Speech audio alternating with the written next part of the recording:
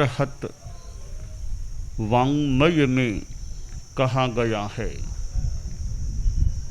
जे ये बुद्धा अइक्कन्ता जे ये बुद्धा अनागया संति तेसिं पइत्थानम भूयाणम जगई जहा। आदमी शांति से जीना चाहता है, शांति में रहना चाहता है, और शांति, पीस ऑफ माइंड, मन की शांति हमें कितनी अच्छी लगती है। एक सुविधा होती है, दूसरी चीज शांति होती है। बाह्य संसाधनों से आदमी को सुविधा मिल सकती है, परंतु मानसिक शांति हो ही जाए यह कहना कठिन है। आदमी के पास पैसा है, सुविधाओं के साधन है, गर्मी में एसी की व्यवस्था है, सर्दी में हीटर की व्यवस्था है, और भी मनोनुकूल सुविधाएं हैं। तो ये संसाधन हैं, पैसा है, तो आदमी सुविधाओं को प्राप्त कर सकता है। किंतु मानसिक शांति, भीतरी शांति के लिए साधना की आवश्यकता होती है। साधु के पास बाह्य साधन सुविधाओं के इतने न भी हों, पर साधना का बल है तो वह भीतर में शांति का अनुभव कर सकता है। कितने ऊंचे देव स्थानों की लेस्या का अतिक्रमण कर सकता है। शास्त्र में कहा गया कि जितने भी बुद्ध तीर्थंकर अतीत में हुए हैं और जितने भी भविष्य में होंगे, उनका प्रतिष्ठान, उनका आधार शांति है। जैसे प्राणियों का, जीवों का आधार पृथ्वी है, पृथ्वी पर प्राणी रहते हैं, इसी प्रकार जो बुद्ध हैं, तीर्थंकर हैं, वे शांति पर अवस्थित होते हैं। कैसे? हम इस बात को तात्विक दृष्टि से विचार में लें कि बुद्ध होने का मतलब केवल ज्ञान संपन्न हो गए। अब केवल ज्ञान है तभी वे तीर्थंकर बन सकते हैं। तो केवल ज्ञान किसको मिलता है?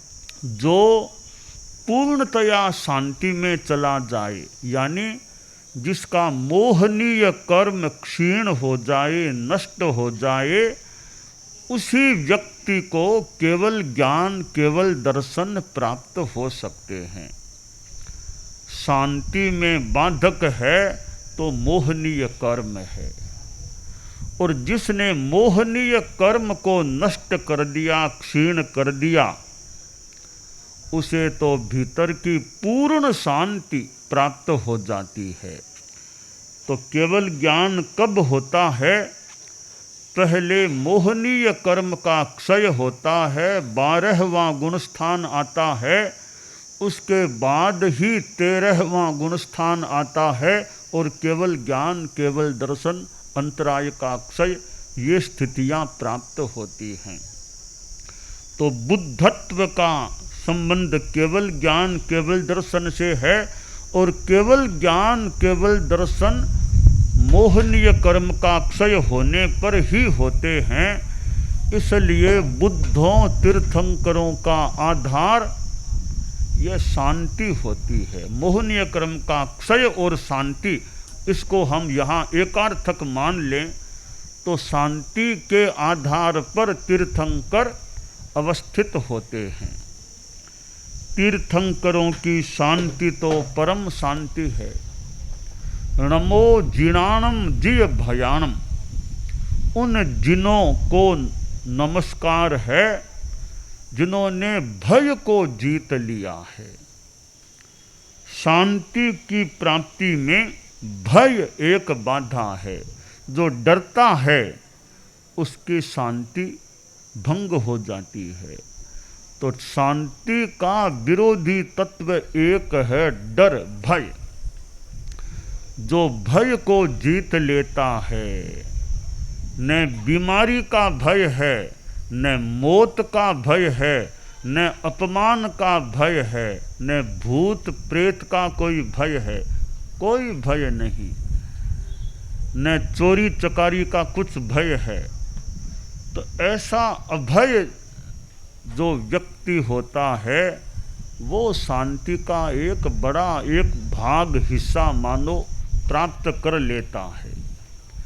तो जहाँ परिग्रह है वहाँ भी भय हो सकता है। एक गुरु और शिष्य बिहार यात्रा कर रहे थे। एक गुरु था और एक चेला था।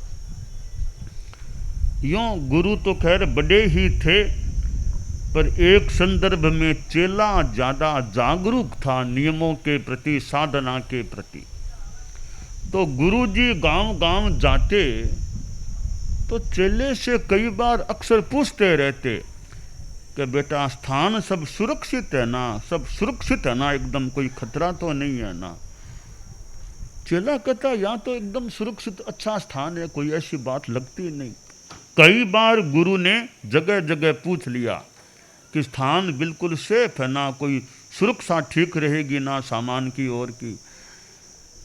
तो कई बार पूछा तो चेला भी यूँ अच्छा था, सोचा कि क्या बात है, गुरुदेव बार बार क्यों पूछते हैं कि स्थान सुरक्षित है ना, सामान की सुरक्षा ठीक रहेगी ना।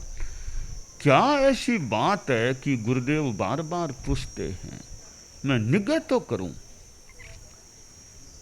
एक दिन गुरुजी कोई बाहर यूँ शौच जैसे पंचमी समिति के लिए कहीं गए थे, पीछे चेला था। चेले ने गुरुजी का सामान सारा चेकिंग की सामान की कि क्या है सामान में। तो एक बैग था, उस बैग में सामान को देखा। एक गोल्डन ईंट, सोने की ईंट उस सामान में मिली, बहुत कीमती सोने की ईंट थी। चेले ने ईंट को निकाला, पास में कोई नदी बह रही थी, नदी में ईंट को फेंक दिया, वापिस सामान को पैक कर दिया। फिर गुरुजी आए, सामान और सब लेकर के अगले गांव के लिए रवाना हुए। अगले गांव पहुँचे, प्रवास स्थल आया। फिर गुरुजी का वही सवाल कि चेला स्थान सेफ है ना, सुरक्षित, सामान की सुरक्षा ठीक रहेगी ना, ध्यान दे लेना। चेला कहते कोई खतरा तो नहीं है ना। गुरुजी बोले कोई खतरा हो? चेला बोला गुरुदेव कोई खतरा नहीं है, आप निश्चिंत रहो। जो खतरा था वो नदी में फेंक दिया मैंने। खतरे का मूल कारण था, आपके आशंका का कारण था, तो नदी में फेंक दिया है मैंने। क्या फेंक दिया कि गुरुदेव आपके सामान में ईंट थी, सोने की ईंट, वो निकाल के मैंने फेंक दी है। अरे ईंट फेंक दी? कहाँ गुरुदेव, आपके दिमाग में टेंशन हो रहा है, खतरा नहीं है ना, सेफ है ना, हमें क्या चिंता, क्या सेफ और क्या बिना सेफ, अपरिग्रही साधु अकिंचन फकीर हैं, हमें किस बात का भय होना चाहिए। हालांकि छद्मस्त है, भय भी लग जाए हो जाए, पर परिग्रह भय का कारण है। गुरुजी बोले चेला हूँ तो मैं गुरु, पर गुरुजी गुड़ रह गए, चेला चीनी बन गया। तुम मेरे से भी मानो आगे निकल गए, इतने जागरूक हो। मैंने तो कोई भक्त आया था, उसने कहा कि भेंट में ले लो, तो मैंने सोने की ईंट ले ली। हालांकि अपरिग्रह की हमारी साधना है, पर मैंने अतिक्रमण कर दिया, मोह आ गया और ईंट ले ली थी। अब तुमने मुझे बिल्कुल निष्परिग्रही बना दिया, अच्छा कर दिया। तो भय से अशांति होती है और परिग्रह के कारण भय पैदा हो सकता है। भगवान महावीर के हम जीवन को देखें, साधना को देखें, कितनी तो उनकी अभय की साधना, कितनी उनकी अपरिग्रह की चेतना, अहिंसा की चेतना हम जैसा शास्त्रों में, आगमों में और पढ़ते हैं। तो यह भय एक अशांति का कारण है। हमें जितना संभव हो सके भय मुक्त रहने की चेष्टा रखनी चाहिए। दूसरी बात है गुस्सा। गुस्सा भी एक अशांति का निमित्त बन सकता है। आदमी को ज़्यादा गुस्सा नहीं करना चाहिए, चाहे परिवार में रहे, चाहे व्यापार के स्थान में रहे, चाहे समाज में बैठे, चाहे और कहीं रहे, ज़्यादा गुस्सा काम का नहीं लगता। शांति में रहना चाहिए। आवेश आदमी को आ जाए, कुछ भी बोल दे, कुछ भी चीज़ हाथ में लेकर फेंक दे, इतना तेज गुस्सा, तेज आवेश हमें नहीं करना चाहिए। शांति में रहें। सामने वाला कुछ बोल भी दे, हम शांति में रहो, सुन लो क्या कहता है, धैर्य रखो, एकदम बीच सामने वाले के बीच में यूँ गुस्से में हम नहीं आए। तो यह गुस्सा है, वह भी एक अशांति का कारण बन सकता है। तो गुस्से को छोड़ दें, गुस्सा न करें, हमें शांति प्राप्त हो सकती है। मन में चिंता होती है कि बस वो हो जाएगा, वो क्या होगा, चिंता नहीं, चिंतन करो, ज़्यादा चिंता नहीं। हाँ, चिंतन करना हो तो कर लो, चिंतन भी टाइम पर, दिन भर दिमाग में चिंतन का बोझ नहीं रखना चाहिए। अब चिंता करना कि चिंतन करना, आधा घंटा बैठ जाओ, चिंता चिंतन जो करना हो सो कर लो, फिर दिमाग को हल्का रखो। रात को सोना है, अच्छा रहे, सोने से पहले दिमाग हल्का हो जाए फिर सोएं। सो गए फिर वो चिंता चिंतन, वो कल क्या करना, वो करना, दिमाग में थोड़ा लोड, तनाव, तो सोए आदमी निश्चिंत हो जाए। तो यह चिंता भी अशांति का कारण है।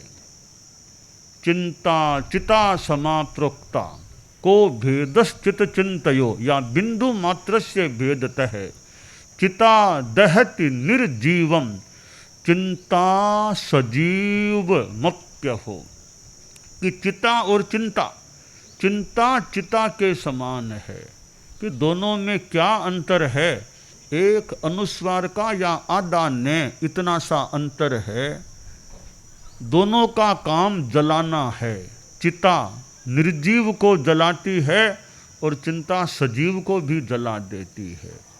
तो चिंता हालांकि हम इंसान है, हो जाती होगी, पर जितना उसके दिमाग को चिंता से मुक्त रखना चाहिए। चिंतन, चिंता नहीं, चिंतन करो। और चिंता करना भी हो तो आधा घंटा कर आकर बात को जल्दी निबेड़ दो, फिर एकदम दिमाग को प्राय फ्री रखो। तो चिंता भी एक अशांति का कारण है। और ये लोभ की चेतना है, कामना ज़्यादा, कि वो चाहिए, महत्वाकांक्षा, लालसा की पूर्ति, कामना की पूर्ति होती नहीं है तो फिर मन में दुख होता है, कभी गुस्सा आता है। तो ज़्यादा कामना, ज़्यादा लालसा आदमी को नहीं करनी चाहिए। कि भाई क्या चाहिए, जीवन चलाने के लिए कितना चाहिए, आवश्यकताओं की पूर्ति हो जाती है, तो फिर ज़्यादा लालसा, आसक्ति आदमी क्यों रखे। यावद भ्रियेत जठरम तावत स्वत्वम या सत्वम ही देहिनाम अधिकम यो भी मन्येत सस्तेनो वद मरहति। कि जितने से पेट भर सकता है उतना तो मान लो आदमी को रखना, और ज़्यादा आसक्ति परिग्रह, कड़ी बात कही गई है श्लोक में। तो पर यानी ज़्यादा वो आसक्ति, लालसा, कामना है उससे आदमी को जितना संभव हो सके बचने का प्रयास करना चाहिए। तो यह गुस्सा, लोभ, भय, चिंता ये अशांति के कारण बनते हैं। इनसे हम मुक्त रहने का प्रयास करें और अध्यात्म की साधना करें, अपरिग्रह की साधना, अक्रोध की साधना, अभय की साधना और निश्चिंतता की साधना अभ्यास रखें और योग, ध्यान, मेडिटेशन का जितना, स्वाध्याय का जितना आलंबन ले सकें वह करने का प्रयास करें। और भगवान महावीर से जुड़ा हुआ जैन शासन है, हम जैन शासन से जुड़े हुए हैं और जैन शासन जहाँ शास्त्रों में, आगमों में समता की बात है, अहिंसा की बात है, संयम की बात है, तप की बात है, ये कितनी ऊंची बातें हमें प्राप्त होती हैं। ये ऊंची बातें हैं, हम उनको अपने जीवन में उतारने का प्रयास करें। जीवन में समता की साधना, अहिंसा का अभ्यास और अपना इंद्रियों का, मन, वचन, काय का संयम रखने का प्रयास और तप की आराधना जितना हो सके। तप के 12 प्रकार हैं, उपवास आदि आदि, जितना हो सके तप का आराधन करें तो हम शांति को प्राप्त हो सकते हैं, परम धाम को प्राप्त हो सकते हैं। 24 तीर्थंकरों में शांतिनाथ तीर्थंकर 16वें हैं। च इत्ता भार हम वासम चक्रवट्टी महिध्यो संति संति करे लो एक पत्तो गई मनुत्तरम। ये शांतिनाथ भगवान भारतवर्ष को त्याग कर छोड़कर जो चक्रवर्ती थे, महलधिक थे, और जो शांतिनाथ भगवान शांति करने वाले हैं, जो अनुत्तर गति को प्राप्त हो गए, तो शांतिनाथ भगवान का स्मरण भी हम कर सकते हैं कि हम शांतिमय बन जाएं। शांतिनाथ भगवान, शांति नाम, तो ये श्लोक भी अपने आप में चैत्ता भार हम वासम चक्रवट्टी महिध्यो संति संति करे लोए पत्तो गई मनुत्तरम। तो शांति का हम अभ्यास करें, अभय, अक्रोध, अलोभ, निश्चिंतता की आराधना करें, साधना करें, जप, ध्यान, स्वाध्याय का भी अभ्यास करें। और सामान्य शांति नहीं, सामान्य पीस ऑफ माइंड ठीक है, और गहरी शांति जो गुण स्थानों में आरोहण होने से, खैर अभी जितना आरोहण हो सके, कषाय हमारा जितना क्षीण हो और हम भीतर की गहराई में जाकर उस गहरी शांति को प्राप्त कर सकें, तो एक बड़ी बात हो सकती है। तो यह अध्यात्म की साधना जो भी करेगा वो तरेगा। कोई भी इंसान हो, किसी भी संप्रदाय को मानने वाला हो, किसी धर्म को मानने वाला हो, तो शर्त है अध्यात्म जीवन में कितना है। वो जीवन में आ गया है, कसाय मंदता आ गई है, तो किसी जाति का हो, किसी देश का हो, और तो क्या हमारा सिद्धांत कहता है कि सिद्ध जो होते हैं वो अन्य लिंगी, गृहलिंगी, कोई ऐसे जीव भी सिद्धत्व को प्राप्त हो सकते हैं। तो सिद्ध होने के लिए यह जरूरी नहीं है कि सफ़ेद कपड़ों वाला ही होना चाहिए या अमुक कपड़ों वाला होना चाहिए या मुख वस्त्रिका होनी ही चाहिए कि नहीं ही होनी चाहिए। तो ये सिद्ध होने के लिए ये शर्तें नहीं, सिद्ध होने के लिए वीतरागता जरूरी है, केवल ज्ञान, केवल दर्शन का होना जरूरी है।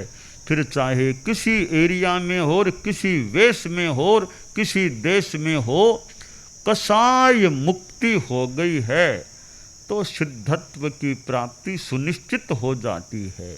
तो कसाय मुक्ति ही किल मुक्ति रेवे, यह कसायों की मुक्ति एक प्रकार से मुक्ति है। तो हम ये क्रोध, मान, माया, लोभ, इन चारों कसायों से मुक्ति को प्राप्त करें तो फिर वह मुक्ति भी हमें प्राप्त हो सकेगी। तो यह अध्यात्म योग धर्म वो हमारे जीवन में आना चाहिए। अहिंसा हमारे भीतर में आए, व्यवहार में आए, संयम हमारे जीवन में आए और तप की हम आराधना करें तो हम परम शांति को प्राप्त हो सकते हैं। हम सिद्ध योगी आचार्य श्री महाप्रज्ञ से प्रेक्षा ध्यान का एक प्रयोग करें। आपको एक प्रयोग कराया जा रहे हैं श्वास प्रेक्षा का। 5 सेकंड में श्वास लेना है, 5 सेकंड भीतर रोकना है और 5 सेकंड रेचन करना है और 5 सेकंड बाहर रोकना है। इस प्रकार 20 सेकंड में एक श्वास। सावधान रहे, श्वास भरे, भीतर रोके, रेचन करे, बाहर रोके, श्वास भरे, भीतर रोके, रेचन करे, बाहर रोके, श्वास भरे, भीतर रोके, रेचन करे, बाहर रोके, श्वास भरे, भीतर रोके, रेचन करे,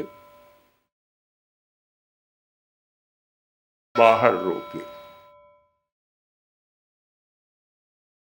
श्वास भरे, भीतर रोके, रेचन करे, बाहर रोके, श्वास भरे, भीतर रोके, रेचन करे, बाहर रोके, श्वास भरे। प्रयोग संपन्न। तो ये ध्यान के बहुत छोटे प्रयोग कराए हैं और इनका स्वयं बार बार अभ्यास करें तो एक अच्छा अभ्यास हो सकता है। ओम आर्षम।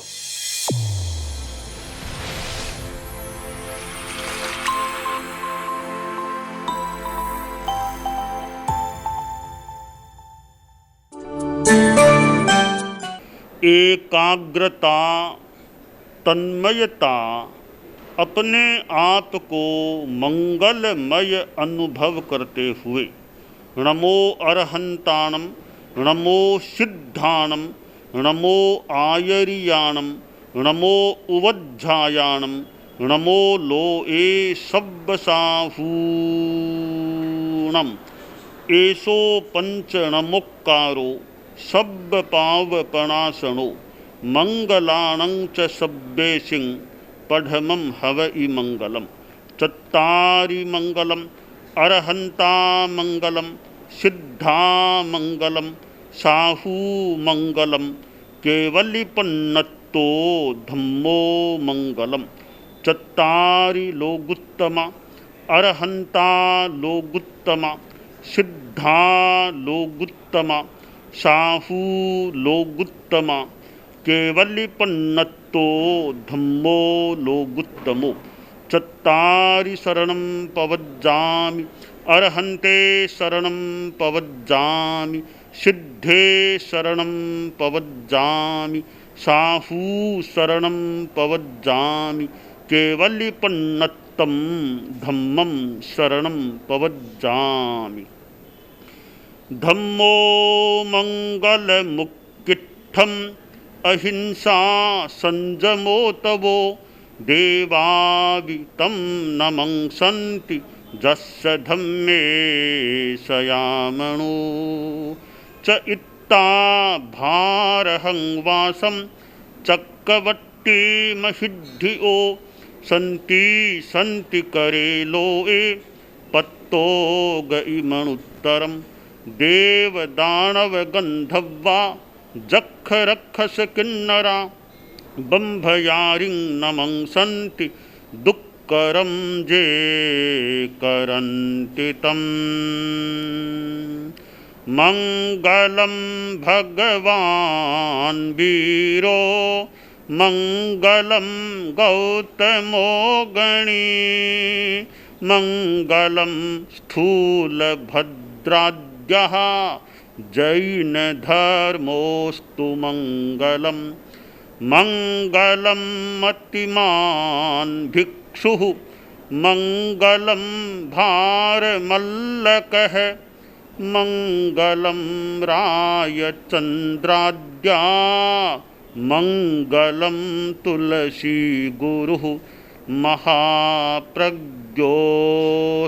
मंगलं तेरा पंथोऽस्तु मंगलम् विघ्नहरण मंगलकरण स्वामी भिक्षुनो नाम गुण ओळख समरण किया सर अचिंत्या काम विघ्नहरण मंगलकरण स्वामी भिक्षुनो नाम गुण ओळख समरण किया सर अचिंत्या काम विघ्नहरण मंगलकरण स्वामी भिक्षुनो नाम गुण ओळख समरण किया